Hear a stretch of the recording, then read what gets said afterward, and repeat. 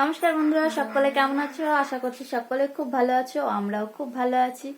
আর এই যে আমি আমার ছেলেকে পড়তে বসিয়েছি, তো ও করছে অঙ্ক, যোগ করছে, তো যোগগুলো করে নে।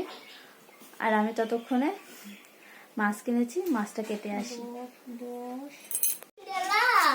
এই যে দেখো,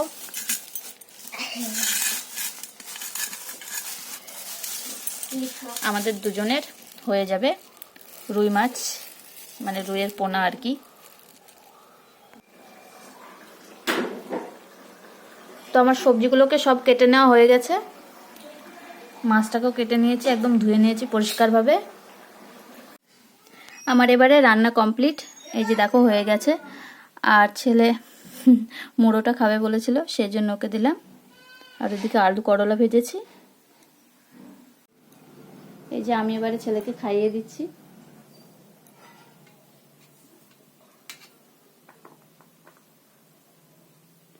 নিচে কিছুতেই খেতে বসে না, সেই জন্য এই অবস্থা।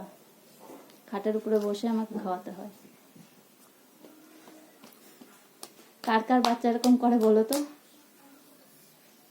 আমাকেও জানিও তোমাদের বাচ্চারা এরকম করে নাকি। আমাদের ব্লগটা কেমন লাগলো? তো আমরা এখন শুবো, নির্ধায় কালকে।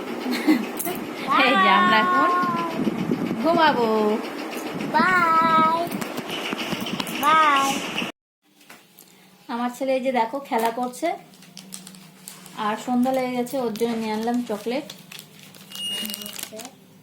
ছেঁড়া হয়ে গেছে, এই যে তরমুজ চকলেট। এই যে দেখো, নে।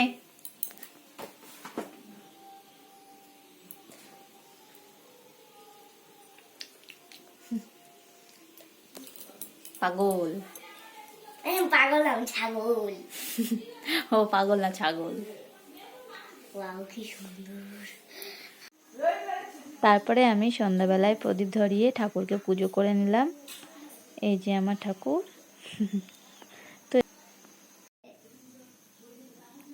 তো এবারে আমরা চা খাবো, এবারে রাতের খাওয়া দাওয়া করবো। তো ওর জন্য দেখো আমি ভাত বেড়ে দিচ্ছিলাম, মেখে একদম রেডি করে দিচ্ছি, আর ওইদিকে ভিডিও করছে। এবারে রাতের খাবার খেয়ে নিই, এবারে পাগল বকবে দেখো। নাই তো আমরা এখন শুভ। তো সবাই কে কে এরকম ছেলি নিজে হাতে ভাত খাই, তো অবশ্যই কমেন্ট করে জানিও। আমাকে আমার মা নিজে হাতে ভাত খেলে মারে না, আর যদি নিজে খেতে হয় তাহলে খুব পরিশ্রম করতে হয়, আর মা সেটা করে না, আমাকে খাই দিতে হয়। আর তোমরা কে কে এরকম মা পেয়েছো অবশ্যই কমেন্ট করে জানিও।